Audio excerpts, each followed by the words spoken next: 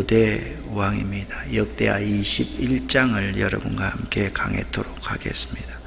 이 새벽 하나님께서 우리에게 주시는 말씀은 역대하 21장 10절 말씀을 합독하겠습니다. 이와 같이 에돔이 배반하여 유다의 지배하에서 벗어났더니 오늘까지 그러하였으며, 그때 림나도 배반하여 여호람의 지배하에서 벗어났으니 이는 그가 그의 조상들의 하나님 여호와를 버렸음이더라. 아멘. 분열 유다의 첫 번째 왕은 르호보암, 두 번째 왕은 아비야, 세 번째 왕은 아사, 네 번째 왕은 여호사밧, 다섯 번째 왕은 여호사밧의 아들 여호람입니다. 21장에서는 여호사밧의 뒤를 이어 32살에 유다의 5대 왕으로 즉위한 여호람의 통치에 대해서 기록하고 있습니다. 그는 사악한 왕이었습니다. 21장에서는 인간의 사악함과 그런 사람에 대해서 사랑과 신실함을 베푸시는 하나님의 긍휼이 뚜렷이 대조되어서 우리에게 보여지고 있습니다.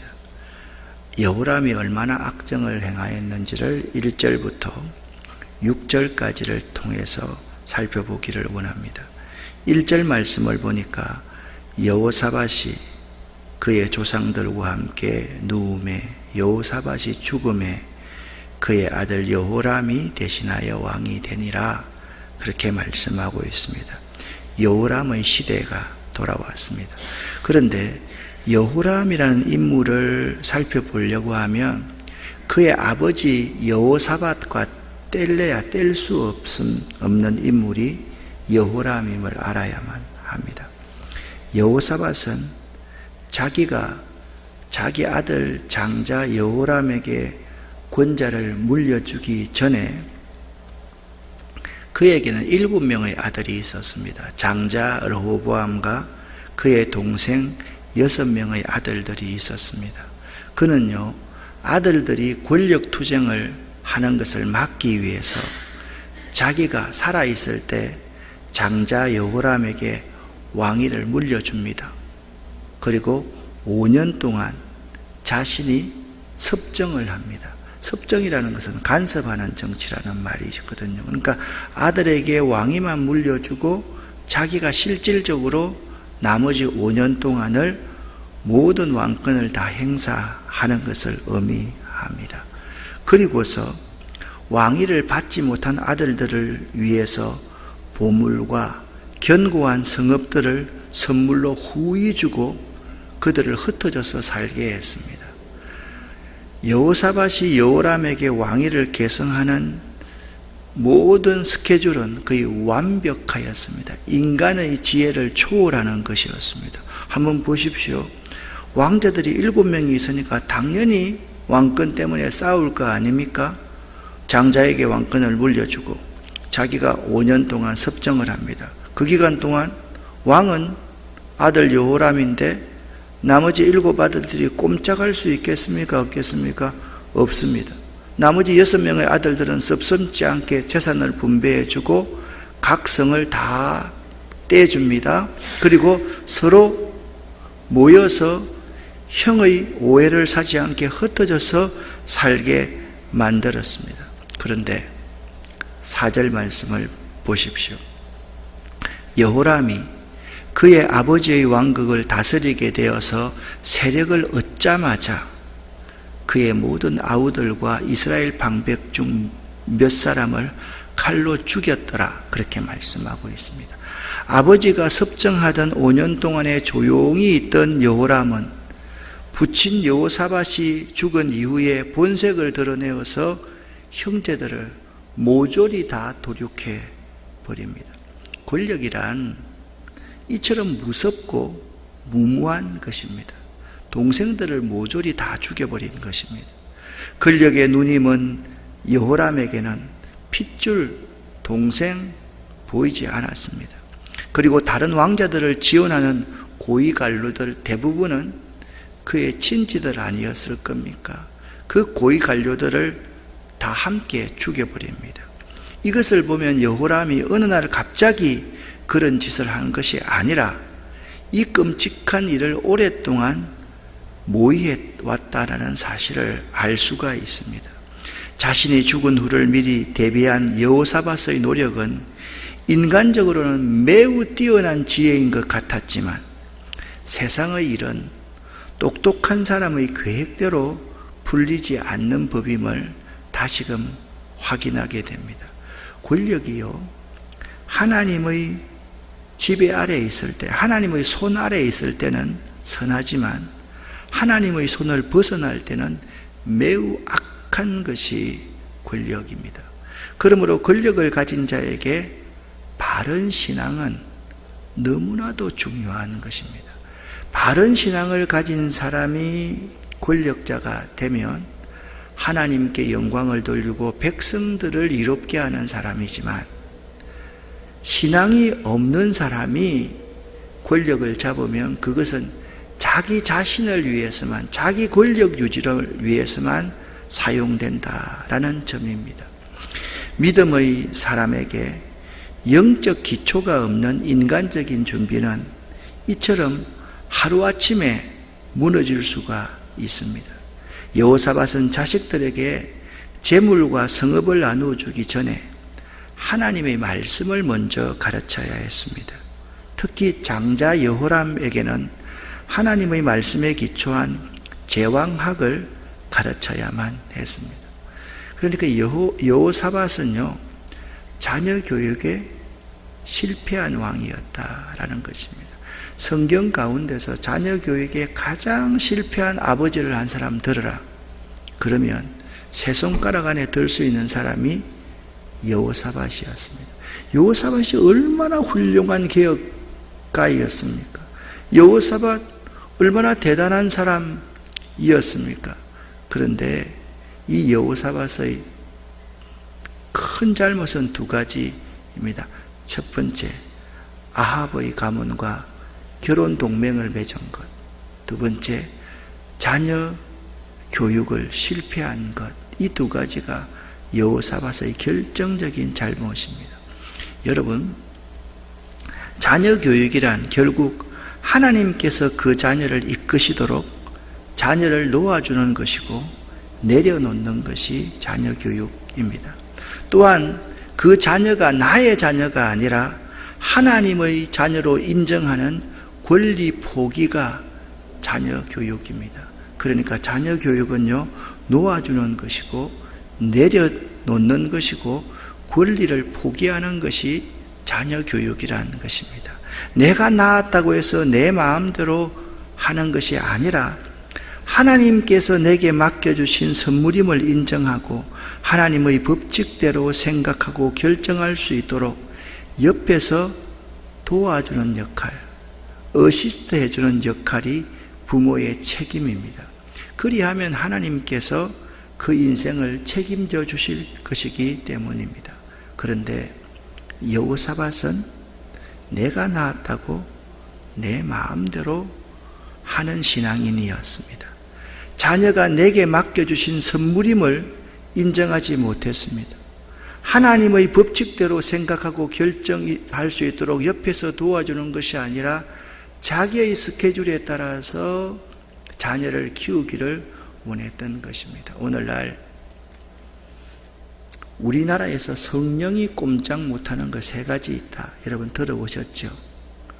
시험 칠 때 믿는 사람들도 컨닝하는 거, 이거 성령도 꼼짝 못한대요. 두 번째, 선거할 때 자기 지역에 있는 사람 찍는 거, 이거 성령도 꼼짝 못한대요. 세 번째, 자식 교육은 성령이 절대로 꼼짝 못한대요. 절대로. 그는 자식은 내 자식이지 어떻게 하나님의 자식입니까? 내 배에서 낳았는데, 내가 배앓이하고 낳았는데. 그렇게 생각하는 것이 예수 안 믿는 저 밖에 있는 사람이 아니라, 예수 안 믿는 사람은요 그냥 나와서 잘 키워요. 예수 믿는 사람들이 유독 자식을 자기 품 안에서 자기 계획대로 키우려고 한다라는 것입니다. 여러분, 내려놓고 맡기고 내 권리를 포기하면요 하나님께서 그 인생을 책임져 주시는 것입니다. 자, 여러분 보십시오. 여호사밧의 아들 여호람이 어떤 행위를 하고 있는지를 6절 말씀을 보십시오. 여호람이 이스라엘 왕들의 길로 행하여 아합의 집과 같이 하였으니, 큰 문제 없는 것 같지요. 지금 어느 나라 왕을 이야기하고 있습니까? 남왕국 유다의 왕을 지금 말하고 있습니다. 그런데 남왕국 유다의 왕 설명하는 모든 것에 북왕국 이스라엘의 왕들 이야기가 지금 나오고 있다라는 것이죠. 북왕국 이스라엘은요, 지난주일 설교했듯이 한 번도 개혁해 본 적이 없는 곳이 북왕국 이스라엘이었습니다. 그가 북왕국 이스라엘 왕들의 길로 행하여 아합의 집과 세상에서 가장 악한 아합의 집과 같이 하였으니, 이는 아합의 딸이 그의 아내가 되었습니다. 누구 잘못입니까 이거? 여호사밧 아닙니까? 아버지 아닙니까? 그가 여호와 보시기에 사악한 왕이 되었다, 그렇게 말씀하고 있습니다. 이스라엘 왕들의 길보다 더 악독한 배교의 길은 아합의 집과 같은 길입니다. 사랑하는 여러분, 우리들 앞에는 항상 두 길만이 있습니다. 다윗의 길이 있고 여로보암 1세 아합의 길이 있습니다. 여러분, 아사와 여호사밧의 길이 있고 여호람의 길이 있습니다. 우리는 이 길 가운데 중간지대는 없다라는 사실을 잘 모릅니다. 나는 어떨 때는 이 길이고 어떨 때는 저 길입니다. 그게 아닙니다. 우리 앞에 있는 두 길은 분명히 우리가 선택해서 걸어야 할 길입니다. 지금 현재 여러분은 어떤 길 위에 있다고 생각하십니까? 하나님 의지하십니까? 아니면 세상 의지하십니까? 하나님께 다 맡기고 있습니까?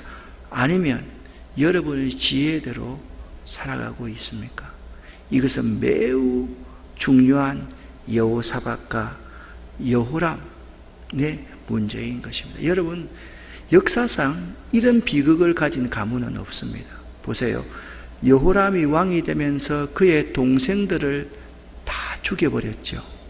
그의 친족들을 다 죽여버렸죠. 여기서 끝나는 것이 아니잖아요. 여호람의 아내가 누굽니까? 아합과 이세벨의 딸 아달랴 아닙니까? 아달랴는 그의 손주들을 다 죽이고 왕이 되었습니다. 한 가문에 아내가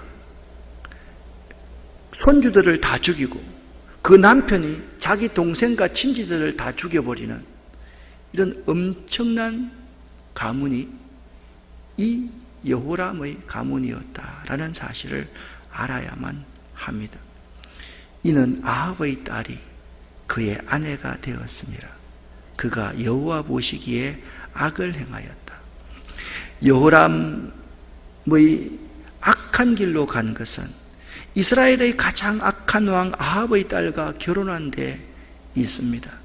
신앙의 거목이라고 하는 여호사밧이었지만 아합의 집안과 맺은 혼인동맹은 역사적 비극의 원인이 되고 맙니다. 한 번의 실수로 이제 다윗 왕실과 유도 왕조 전체가 위기에 빠지게 된 것이죠. 그래서 성경은 이렇게 잠언 3장 5절에서 말씀하고 있습니다. 같이 한번 읽어보겠습니다.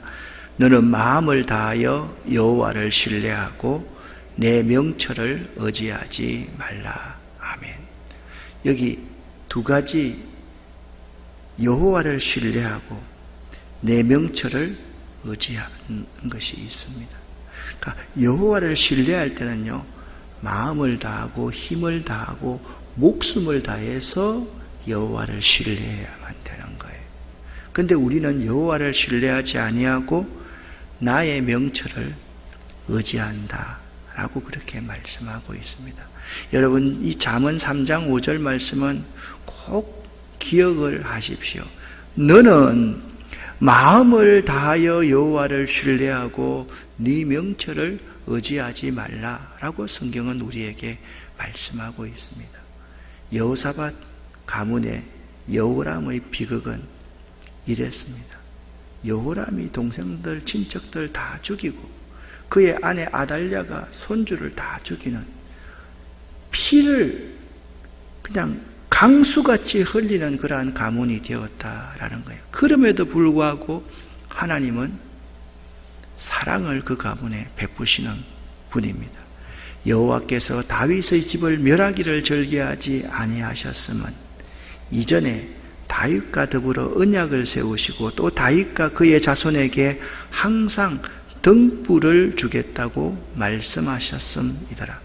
이것을요 쉬운 번역으로 여러분과 함께 읽어보겠습니다. 함께 읽습니다. 그러나 여호와께서는 다윗의 집안을 멸망시키려 하지는 않으셨습니다. 왜냐하면 여호와께서는 다윗과 언약을 맺으시고 다윗과 그의 자손이 영원히 왕위를 차지하게 될 것이라고 약속하셨기 때문입니다. 아멘. 여기 여러분 7절 하반절에 다윗과 그의 자손에게 항상 등불을 주겠다고 하나님이 약속했다 그러지 않습니다. 여기서 등불이라는 것은 생명과 소망을 상징합니다. 등불을 주겠다고 하시는 것은 여호람의 악행에도 불구하고 하나님의 은혜로 다윗 왕조의 명맥이 지속될 것임을 의미하고 있습니다. 하나님의 약속은요 광야를 살아가는 인생들에게 나침판과 같은 것입니다. 오늘날 현대 버전으로 이야기하면 하나님의 약속은 길 모르고 살아가는 우리 인생들에게 내비게이션과 같은 것이다 라는 것입니다. 우리는 길을 전혀 모를 수가 있습니다.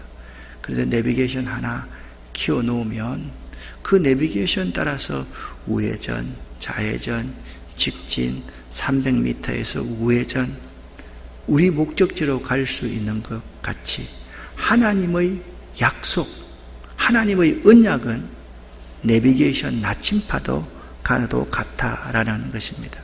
우리들이 어려운 상황을 만날 때 하나님의 약속의 말씀을 붙잡고 그 약속을 마음에 새길 수 있어야만 합니다.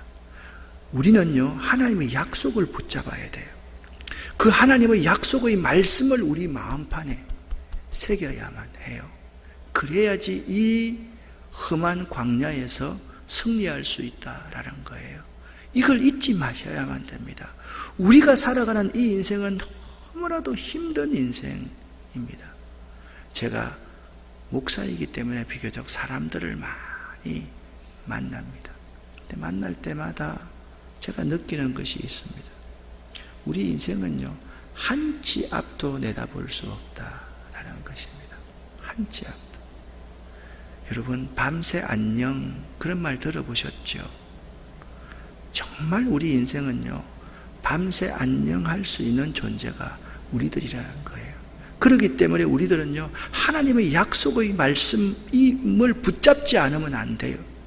이 하나님의 약속을 우리 마음판에 새기면서 항상 살아가야만 해요. 여러분 사람이 아무리 배반하고 타락해도 하나님은 한 번 하신 약속은 반드시 지키십니다. 하나님은 죄인이 받을 죄인들이 받을 수 없는 은혜를 받을 수 없는 죄인들에게 은혜를 주시고 자비를 베풀어 주십니다. 이것은 하나님이 죄를 가볍게 여기셔서가 아니라 이미 주신 하나님의 언약 때문이다라는 사실을 알아야만 합니다. 사랑하는 여러분, 이 험한 세상, 살기 힘든 세상, 하나님의 약속의 말씀을 붙잡고 그 약속을 마음에 새기실 수 있는 여러분 되시기를 예수 이름으로 간절히 축원합니다. 사람을 믿지 마세요. 도울 힘이 없는 사람을 믿지 마세요. 제가 짧게 인생을 살아보고 제가 정말 험한 이 목회의 길에 들어서서 보니까 한 가지 제가 느끼는 것이 있어요. 믿을 분은 하나님밖에 없다라는 것입니다. 여러분 안 해도 믿을 존재가 안 됩니다. 남편도 믿을 존재가 안 됩니다. 자식도 믿을 존재가 안 됩니다. 하나님만이 내가 신뢰할 진정한 대상이다. 그 하나님을 마음을 다해서 신뢰하고 네 명철을 의지하지 말아야만 합니다. 여호람이요, 그 조상들의 하나님을 버렸습니다. 여호람이 어떤 어려움을 당하는지를 한번 보십시오. 8절 9절 말씀에 보니까 여호람 때에 에돔이 배반하여 유다의 지배하에서 벗어났다, 그렇게 말씀하고 있습니다. 이건 매우 중요한 것입니다. 그의 할아버지 아사와 그의 아버지 여호사밧 때에는 여호와께서 주변의 모든 나라들에게 두려움을 주사 그들이 유다의 손아귀 아래 있었다라고 성경은 말하고 있지 않습니까? 그러니까 유다의 지배하에서 벗어났다는 말은 다른 말로 하면 하나님의 신이 여호람을 떠났다라는 의미인 것입니다. 또 이렇게 10절에 말합니다. 이와 같이 에돔도 유다를 배반하였고 림나도 유다를 배반하였다. 여호람의 지배하에서 벗어났더니, 여러분 10절에 보니까 유다의 지배하에서 벗어났더니 오늘까지 그리하였으며 그때에 림나도 배반하여 여호람의 지배하에서 벗어났다. 그들이 제어할 수 없는 존재가 되어버린 것입니다. 그 이유가 무엇이라고 10절에 말씀하고 있습니까? 이는 그가 그의 조상들의 하나님 여호와를 버렸습니다. 그러니까 여호람이 하나님 여호와를 버리고 나니까 모든 주변에 있는 열국들이 그를 배반하고 그의 지배하에서 벗어나고 있다라고 말씀하고 있어요. 지금 여호람은 남왕국 유다의 5대 왕입니다.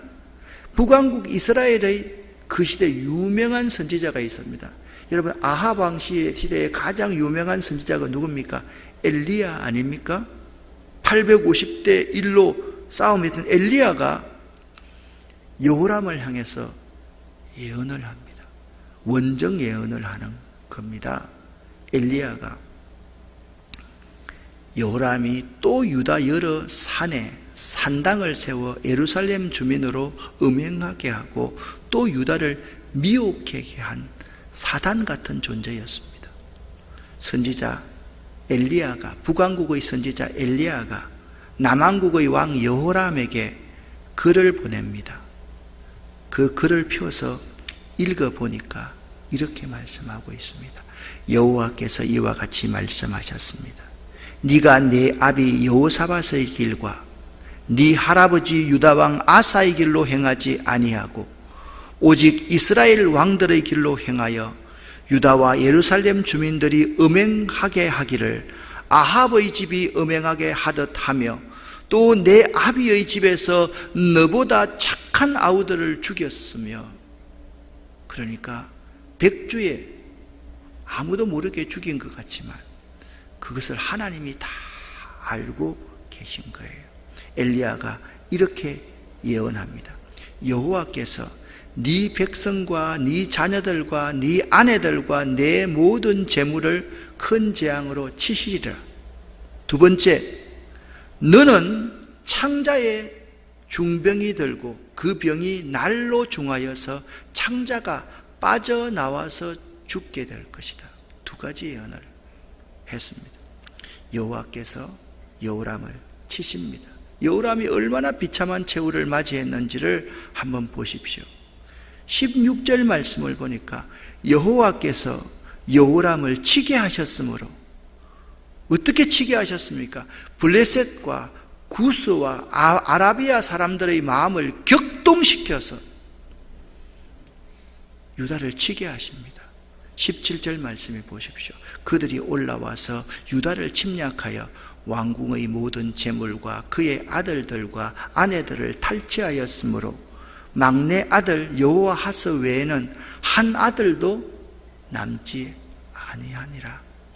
이 모든 일이 된 이후에 하나님께서 또 한 가지 남은 것 여호람을 치시사 능히 고치지 못할 병이 그 창자에 들게 하셨으므로 여러 날 후에 2년 만에 그의 창자가 그 병으로 말미암아 빠져나오매 그가 그 심한 병으로 죽으니 백성이 그들의 조상들에게 분향하던 것 같이 그에게 분향하지 아니하였으며 20절을요 제가 좀 쉬운 번역으로 번역해 놓았습니다. 여호람이 왕이 되었을 때 나이가 32살이었는데 그는 예루살렘에서 8년 동안 왕으로 되어서 40살에 죽습니다. 40살이 되기 전에 38살 때부터 창자에 중병이 들어서 그가 죽었을 때에는 아무도 슬퍼하지 않았어요. 이걸 우리나라 버전으로 말하면 그가 죽었을 때는 개미 새끼 한 마리 그에게 문상하지 않았다. 개 한 마리도 오지 않았다. 아무도 그의 죽음을 슬퍼하지 않았다. 사랑하는 여러분, 저는 오늘 새벽은 참 마음이 무겁습니다. 우리 한국교회가 교인이 줄어서가 아니라 자녀들이 우상이 되어 있기 때문입니다. 이번 주일날 제가 여러분에게 그런 말씀 깜짝 놀랐다. 여러분, 가짜 사나이 크게 나오는 이건대이가 나쁜 짓도 하였더라고요. 그런데 그 사람을 더욱더 모함하는 아이가 중3인데 중3의 어머니가 부모님이 이런 말을 해서 우리 아이들은 전교 1등 하는 아이고 착한 아이입니다. 용서해달라고. 나는 그 말을 듣고 너무 깜짝 놀랐어. 혹시나 이분이 예수 믿는 사람 아닐까 한번 찾아봐야 되겠다라고 생각이 들었어. 여러분, 전교 공부 1등 하면 착한 아이입니까? 공부 꼴등하면 못된 놈입니까? 아니지 않습니까? 특별히 우리 중에서 외국에 나가면 자기 좋은 대학 나왔다는 사람들이 교회 안에서 가방 만들어 가지고 같이 그거 메고 다닌다라는 소리를 들었습니다. 참 안타까운 일입니다. 우리 자녀들에게 믿음의 유산을 남겨주는 것보다 더 귀한 축복은 없습니다. 이걸 알아야만 합니다. 우리들이 정말 우리의 모든 재산을 다 모아서라도 다음 세대인 우리의 자녀들을 위해서 무언가를 하지 않으면 안 될 위기가 오늘날 우리 시대라는 것입니다. 오늘 우리들의 문제는 여호사밧처럼 인간적 방법으로 자녀를 키운다라는 것입니다. 여러분, 마음을 다하여 여호와를 신뢰해야 돼. 네 명철을 의지하지 말라. 여호사밧 얼마나 완벽한 왕이었습니까? 왕이 물려주고요, 5년 동안 섭정합니다. 자녀들에게 재산 다 분배해주고 강력한 성읍들을 다 하나씩 주고 서로 떨어져 살게 했습니다. 이것이 자녀 교육을 성공한 것입니까? 그 자녀들에게 신앙의 유산을 물려주지 못했기 때문에 여러분, 손주들, 자식들 다 죽이고 손주를 다 죽였던 왕이 여호람이 아니라 사실 여호사밧이었다라는 사실을 꼭 기억할 수 있기를 바랍니다. 기도하겠습니다. 살아계신 하나님 아버지, 우리에게 자녀를 하나님 말씀으로 키우는 것이 얼마나 소중한지를 깨달아 알 수 있도록 도와주시옵소서. 이 새벽도 우리 최영기 집사님, 김유경 집사님, 김숙희 집사님, 신상희 성도님, 김경자 A 권사님, 그리고 우리 이 새벽 이 시간 기도하고 있는 우리 김민주 집사님, 우리 모두를 하나님 치료하여 주시옵소서. 또한 경제적으로 매우 어렵고 정신적으로 매우 힘든 분들이 우리 교우들 가운데 참 많습니다. 하나님, 사람 의지하지 않고 하나님 의지하는 우리들 되기를 원합니다. 하나님, 우리와 함께하여 주시옵소서. 예수 그리스도 이름으로 축복하고 간절히 기도 올립니다. 아멘. 주여 믿습니다 하기 전에 오늘 9시부터 노회가 있습니다. 우리 목사님들, 장로님들 다 다녀올 터인데 기도해 주시기를 바랍니다. 우리 주여 믿습니다 부르짖습니다. 주여 믿습니다. 주여 믿습니다. 주여 믿습니다.